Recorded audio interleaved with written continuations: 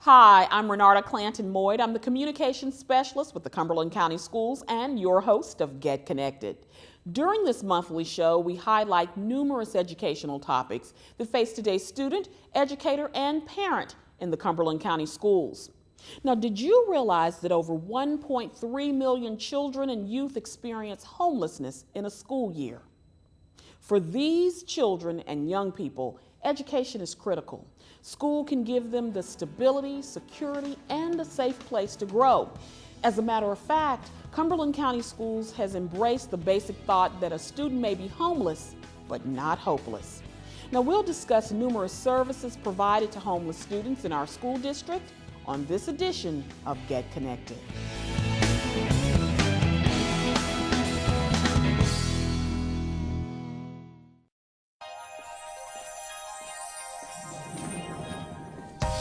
Say with me, imagine what you'd see if every child had a book to read. 'Cause every kid across the nation deserves a book to read, and we can make it happen right now.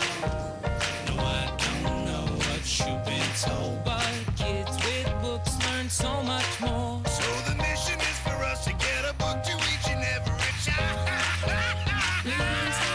So let's join hands, book people unite. Unearth hidden passion. Come on, we'll have a good time. Planting seeds of inspiration to motivate some magic. To change the writing on the wall, writing on the wall. And make a difference.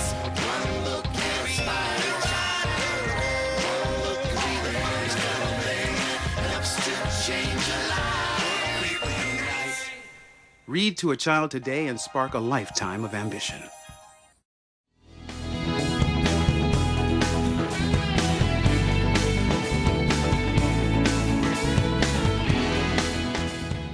Thanks for joining us for this edition of Get Connected. We're talking with Cumberland County Schools Social Work Coordinator and Homeless Liaison, Pamela Story, and Vicki Wilson, Cumberland County Schools Special Needs Transportation Supervisor. Ladies, welcome to the show. Thank you. Thank you. So glad to have you all. And you know, when the idea of this particular show came about, one of the first things that you mentioned to us, Pamela, you said, yes, some of our students are homeless, but not hopeless. Exactly. Talk to us about that. This part of my job is one of the most exciting aspects that I have dealt with, because our young people, we like to call them students in transition rather than homeless, are so resilient, and they are in their life situation through no fault of their own. So together with wonderful Cumberland County School staff such as Vicki, we try to give them hope and make sure that we level the playing field for those students who, because of life circumstances, are considered homeless. Okay, now with that in mind, you as a homeless liaison, what are your responsibilities? Talk to me about what you do. It's a big word, but it simply means that it's my responsibility to ensure that the district carries out the federal mandates that all children are entitled to receive the same education, immediate enrollment in school, and stability. That's good. Now, Vicki, you as our transportation supervisor for special needs, Correct. what do you do exactly?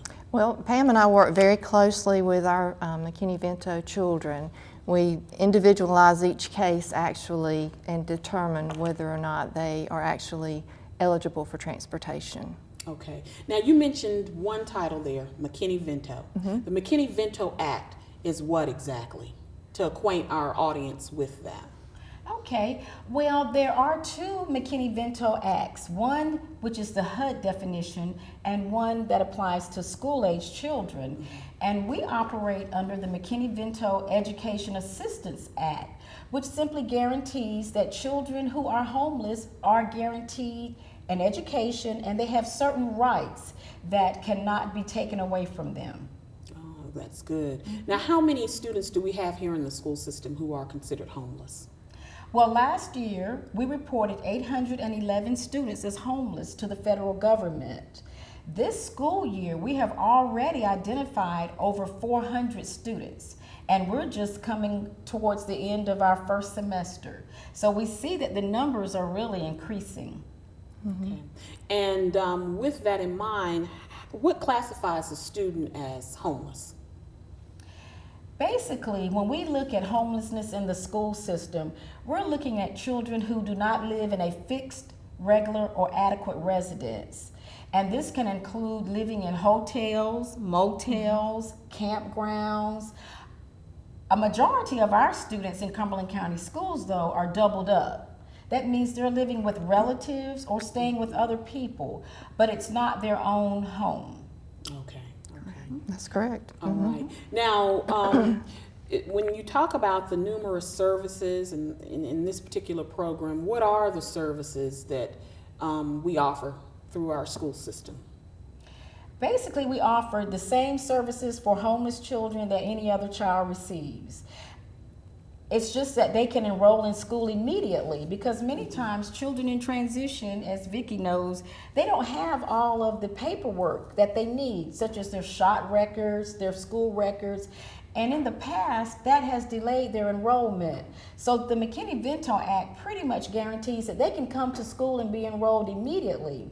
And then we provide them with the basic services, such as transportation that Vicki's going to talk about, free breakfast and free lunch, school supplies, clothing, and any kind of supplemental education services that they need, so they will be successful. Do you find that students freely accept, or is there a hesitancy there? Well, the thing that I like about it is that the students very seldom identify themselves or even know that they're classified that way. We deal with parents when it comes to that. So that's why the students don't know that they're homeless oftentimes, and none of the other children would know that they were classified that way. And with this, when you mention school supplies and different things, I'm assuming that takes a community, almost a village, to kind of help with that, or where do supplies come from? I guess I should ask. Well, certainly, we have some awesome community partners in Fayetteville who rally to our beck and call anytime students need anything, or if they perceive that. But we do receive a small grant from the federal government, and the guidelines specify that you can only use the money for certain things. So school supplies is a big one. So we maintain a school supply closet at Central Services, and then we have our annual Stuff the Bus school supply drive, which we've moved to the spring this year. Good. And then we get our donations from such sponsors as Lee Warren and the Register of Deeds. We have the Steel Angels Motorcycle Club. Yes, that's an annual. That's an and annual. You can tell the ladies are so excited to make their donation. And then year. numerous churches and organizations come to our beck and call. That's great. Now, you know what? You're over here quiet. I can't leave you out of the conversation, well, Vicki. And I have to say that Pam does an awesome job with things with supplies and things of that nature, because I have called her before when we've transported students and the drivers would say, you know, this child doesn't have a coat, or this child doesn't have this, a book bag, and many times she's stepped in and taken care of that. That's good. So, And I would like to say that Vicki does an awesome job, because transportation is one of our major challenges for our children because they're transient. So I would really like for you to talk with Vicki a little bit about how she manages so well with her drivers to get these children to school. Okay. Well, Vicki, how do you manage that? well, it is a challenge, I will have to say that. And we have different aspects of transportation. Some of our homeless children are actually in their school district, so they would ride the regular buses, and that works very easy for us most of the time. It's when we have children that are in motels or transitional housing, things of that nature, and they are not in their school district, and we try to get them there. And we could be talking as much as 10 miles out of the range that they live in. 10 miles out of a district is a very long time for a bus to be on the road. So we have children that sometimes if we go out of the district for like over 2 miles, it can put this child on there for 2 hours. Oh, wow. 2 hours. Yeah. We have a very hard time routing children whenever they are out of their district. But that, as I said, they're on regular buses if they're in their district. If they're outside of their district, then we revert to our special needs buses, because our special needs children are all over the county. So that enables us to be able to transport children into their home school. That's good. So that takes a lot of coordination. It does, it does, and our drivers do a great job. We have sometimes children that makes, because we do pick up the special needs children and then we add a McKinney-Vento child, it can add 30 minutes to the route. So, of course, that changes the time for other children as well and makes the route very tight. Pam and I have talked numerous times when I will explain to her that a child is 10 miles out of their district and it is just not feasible for us to transport that child. We cannot put them on a bus. So we do at that time ask them to actually enroll in the school in their district. Because the ride time can be so long, it takes away from their educational time. You can put them on the route for 2 hours in the morning, 2 hours in the afternoon. Yeah, that's a lot. And then to be in school for a full school day is a very long day for a child. Very long. Very long. Now, if you could have a wish list, what would it be to help with that particular problem, that particular challenge? Oh, that's a hard question, actually. We have tried, and we do actually have what we consider just McKinney-Vento buses. That is something that we started a while back. However, the problem with that is the amount of time that we travel throughout the county because children are so spread out. So a McKinney-Vento bus we had actually had on the road for sometimes 6 hours a day carrying 4 children. That would be an ideal situation to have only McKinney-Vento buses where we transported McKinney-Vento children, but we've seen that doesn't always work. A wish list for that, I really don't know. I'm really not sure. And this is not for you to answer because you're not in another county, but I wonder, how do other counties do this? Very similar to the way that we do as far as transportation. There are times actually when we have to transport children from other counties into our county because of them being homeless. And we have to work with other counties to try to figure out the best way to transport them. And what Vicki didn't share with you is that we have contractors as well. Right. She contracts with private companies because of certain situations. And in other counties, they use taxis. We also have been mandated that we must arrange transportation, but it does not have to be on a school bus. So we also provide bus tickets so that our unaccompanied youth on the bus line, many of them are teenagers, are 17, 18, 19-year-olds. We give them bus tickets and they can ride the city bus to and from school. Okay, well that's good. That's good, and they're old enough to navigate that, and that's a wonderful life skill anyway. You know what I'm saying? And I learned that when I moved to or lived in New York for a period of time, and I thought, this is because I grew up here in this area, and I didn't really take public transportation. I knew how to read a bus route, but I was like, And then when I got there, I really learned how to use it, navigate it, figure out how to intertwine the bus with the subway and get to where I needed to be. So. And as you mentioned, that's part of what we're doing in Cumberland County Schools for our students in transition, is teaching them life skills so that they will hopefully be able to rise out of their circumstances. Because I always say they're homeless through no fault of their own most of the time. Right. Okay, ladies, what we're going to do is take a break, okay? Okay. All right. Well, don't go anywhere. Stick around for more Get Connected.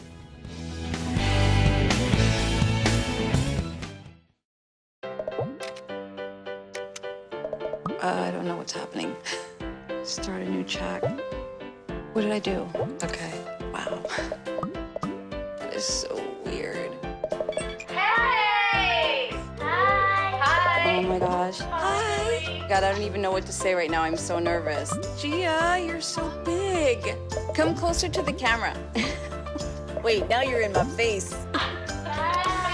That was so good. Ever wonder what makes us, the Smurfs, so happy? The forest, of course. This is where we, along with the beautiful forest creatures, make our home with beautiful plant life, clean water, and endless adventures. It's a place to celebrate. So discover the forest with your family today. Visit discovertheforest.org to find a forest near you.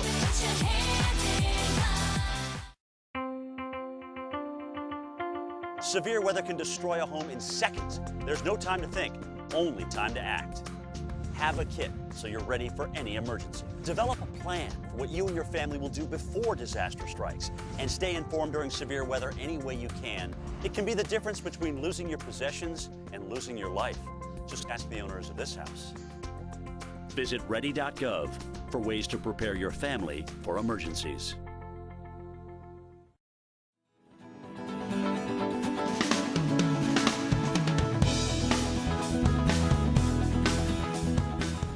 Thanks for joining us for this edition of Get Connected. Our guests are Cumberland County Schools Social Work Coordinator and Homeless Liaison, Pamela Story, and Vicki Wilson, Cumberland County Schools Special Needs Transportation Supervisor. Now we're talking about what the school system is doing to offer stability and security to our homeless students. Now, Pamela and Vicki, prior to the break, we talked about a good, I guess, sprinkling of information about, the homeless child and transportation and those types of things. But the question may arise in a viewer's mind as to what are some reasons why some of our students are homeless? There are so many reasons and varied reasons. The economy. We are in a very, very grave time for many people in our economy. And that has created a loss of housing, and Cumberland County is one of the counties in North Carolina that does not have a lot of affordable housing for low-income families. So that is one of the reasons. We have children who have run away from home for whatever reason, cannot live with their parents. So they are considered homeless, and we also call them our unaccompanied youth. Okay. Some children become homeless because of domestic violence. The mother flees or the father flees and takes the children with them, and they're living in the shelters. And of course, we do have here the Salvation Army, and that is for our parents who have families and are homeless, possibly due to substance abuse problems. We have had a large number of veterans who are homeless, but I understand that there's been great strides made in that area of affordable housing for veterans. So there are myriad reasons, but we still like to say the children are the innocent ones. And the school system, I can proudly say, makes sure that between the hours of 7 and 3:30, that they have a safe place where they are wanted, cared for, fed, and can soar. That's good. We also have a lot of children that have fires in the home, so That's true. we Forgot have to about them. accommodate for them as well, and children that move into the county from out of state or out of county that actually are homeless in that county or state, and they move here and they're in the same situation. Now, you know what, even in talking with you all in the green room, it was clear there's a passion. There's a passion behind what you do as far as making sure these young people have at least that window of time during the day where there is stability, there is care, and those types of things. Comment. I love this aspect of my job. I just got a call today from another county because I do serve as a mentor for the Sand Hills region in working with other liaisons. And one of the things they said is that we can't get any information out of Cumberland County about homeless children because you are so protective of them. And they were speaking to me. And I was like, I certainly am, because you would not even know if I hadn't shared with you that we had over 811 homeless students last year. So it's a passion of mine because I, just like Vicki, we want to see these children succeed, and we want them to be treated just like other children, and we want them to know that there is a future.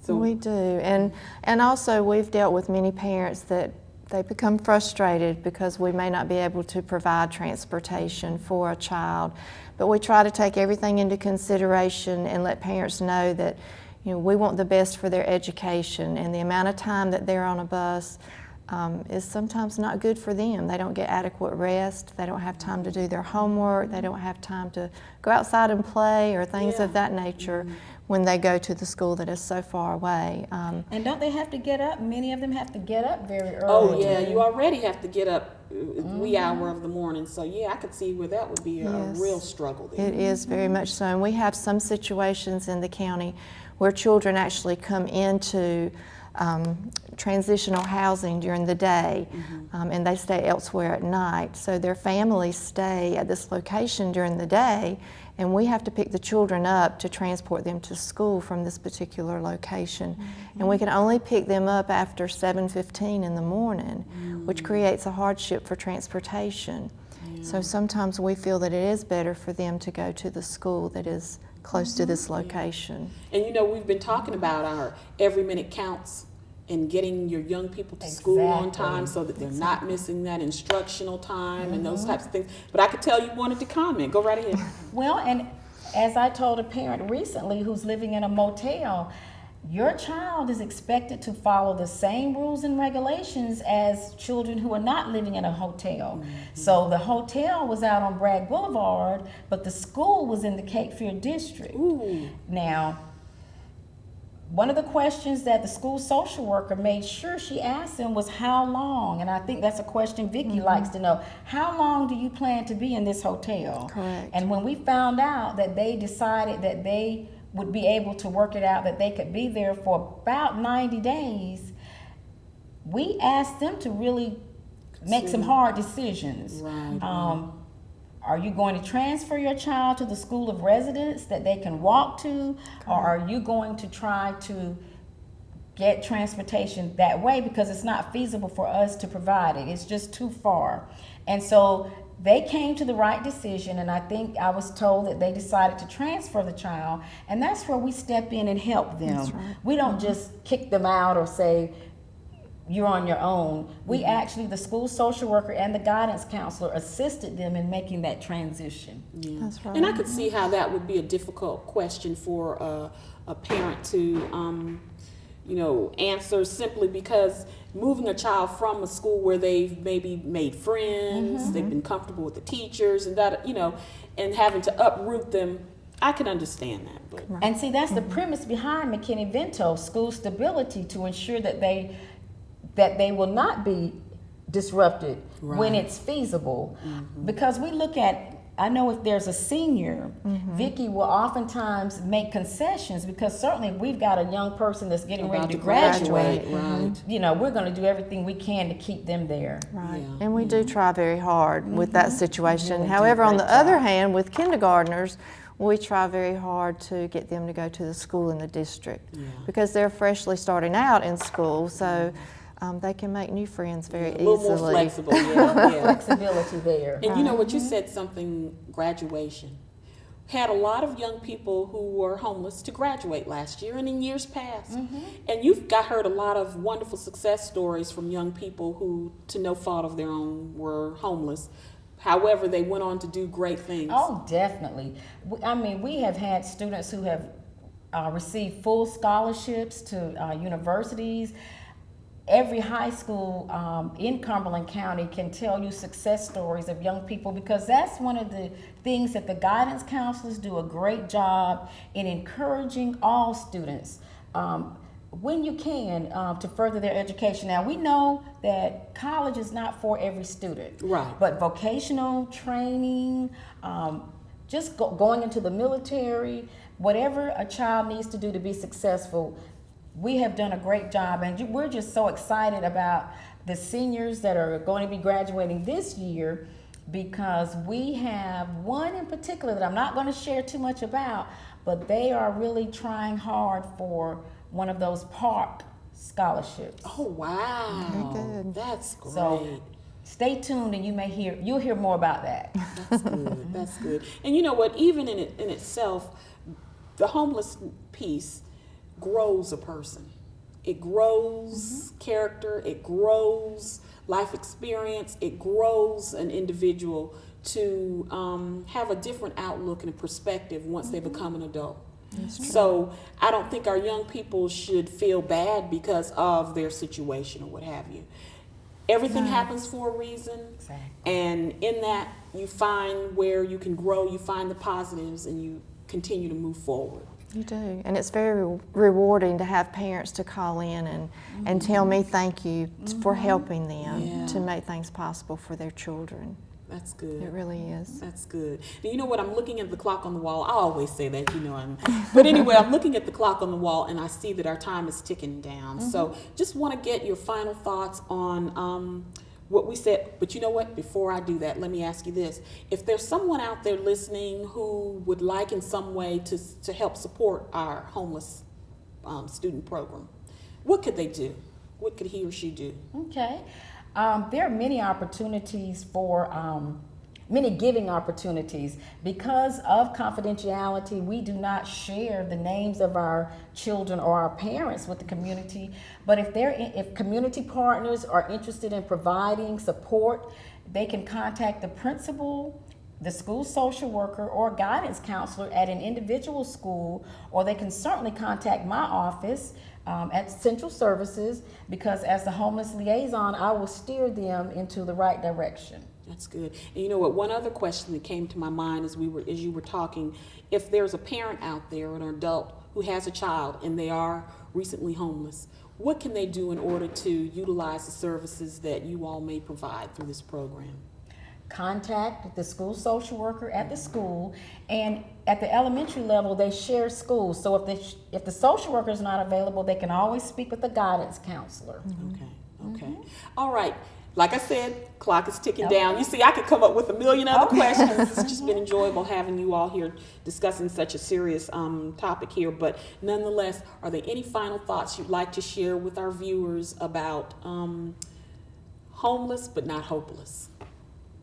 Vicki? Well, we both look at Vicki. I know. Well, as I said, it's a challenge. I've learned a lot about homelessness. I really have, and it's become very near and dear to my heart to learn situations and work with parents and social workers and learn how to help these people as best we can, because we're all a team, and we all do what we can that is best for the children. That's good. That's good.